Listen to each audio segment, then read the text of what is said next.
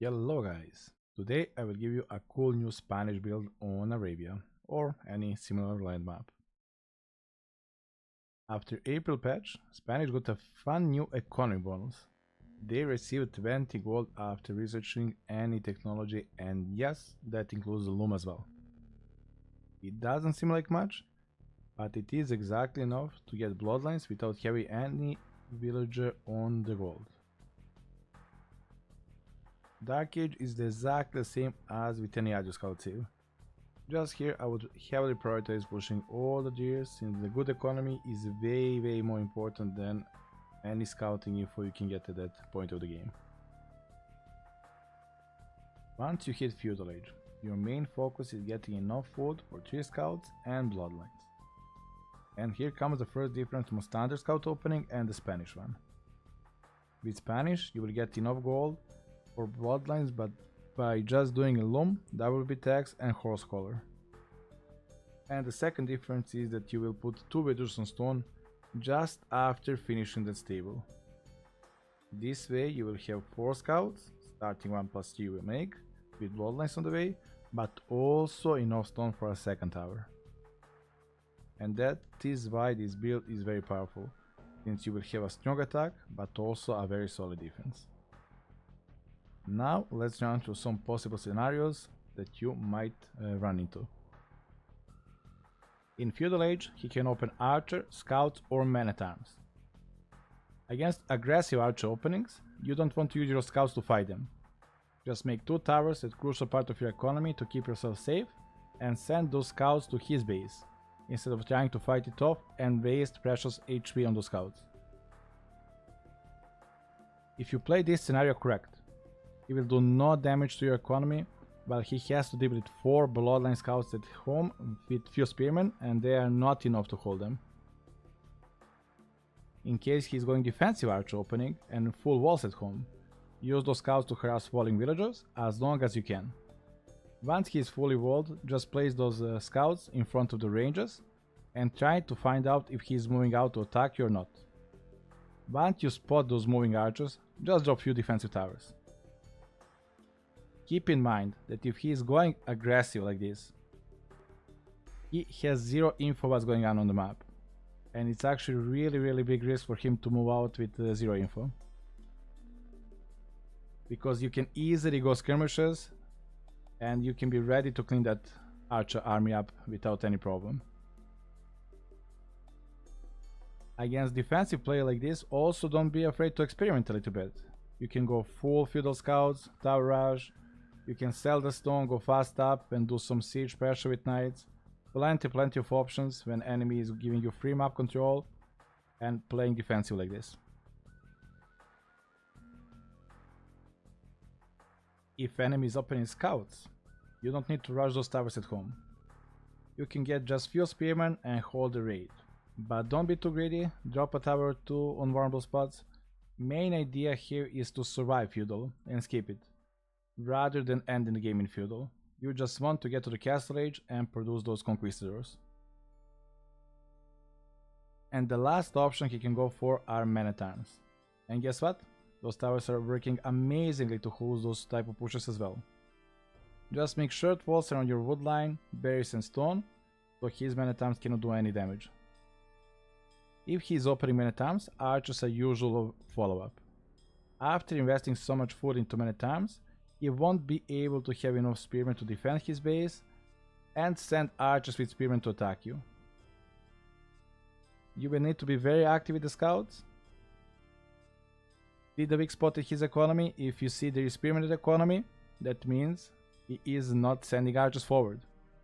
If there is no spearmen in the economy, that means the spearmen are with the archers, and you will be safe at home with tower, and then those bloodline scouts will absolutely demolish his economy at home. On the way to castle age, put more villagers to stone. You should have around 8-9 villagers on stone working until you get castle age. Just take few villagers of woodline, you don't need more than 6 villagers on wood, so main focus is to get enough stone to drop a castle. In case you're missing a bit of stone, well, you have market as a second building, just buy a little bit of stone and you're good to go to make a castle. This opening should secure your safe way to Castle Age without losing any villager or forcing many idle villagers. You should be able to get Castle Age same time or even faster than him. So dropping a castle in your own base shouldn't be a big problem, especially with the Spanish builders. Position that castle on most vulnerable part of your economy and start producing those amazing conquistadors. There are two ways you can play this in Castle Age. First way is going full aggressive, 1 TC all in, and second is obviously adding economy and town centers. If you're going for all in play, leave 6-7 villages on stone so you can drop second castle very aggressively in the next 5-6 minutes. Your main focus is massing conquistadors, and as a support unit, it will depend what enemy is playing. If he is doing crossbow, you add siege workshop and mangonels, and once you have 3 mangonels, you will also collect enough stone for second castle. At this point, you have army he cannot stop in direct fight, and by dropping castle in his base, you will force him to fight you. But be careful. When you send those villagers out, you can run into his crossbow, so use those slow moving mangonels to zone those crossbow out and give safe passage to your villagers.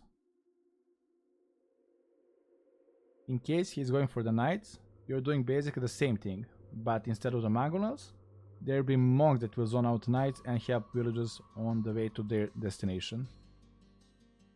Here, game ends one way or another. If castle is going up, he cannot protect his economy anymore. Conquistadors will demolish his economy, you can raid him completely. DC will go down by that castle and he is basically dead. And if he denied that castle, well, you know how it is. You just lost the game. Unless you trade the whole army in process. Second way of playing is after adding castle, you leave only 2-3 villagers on stone so you can get enough stone for town centers. Do economy upgrades and use conquistadors to raid him. This is also very strong because conquistadors are such an amazing unit that will force a lot of army from him, but their main focus is booming at home. He is not to waste any unit, since you won't have resources to reproduce them and he will get map control back. Main idea is to have him invest way more resources into army to stop your powerful congs while you pull ahead in economy. If he is going knights, you can hit and run, receiving almost no damage. Camels can give you some problem, but that's where you add monks, and that will be your safe place to run to. If he is going crossbow, it can be a bit more difficult, since congs did lose 1 pierce armor, and now they are way more vulnerable to range attacks. You will need to be on point with your unit control. You have mobility, and you choose when and where you want to fight. So just run around his base, sniper villagers. At home, you're very safe with town centers and castle. You can also add mangonels, but first add 2 town centers. Play them smart so he cannot raid your economy with crossbow. Keep in mind, for him it's way harder to connect his army with the reinforcements, and you can always clean up a small group of units until you're ready for main fight.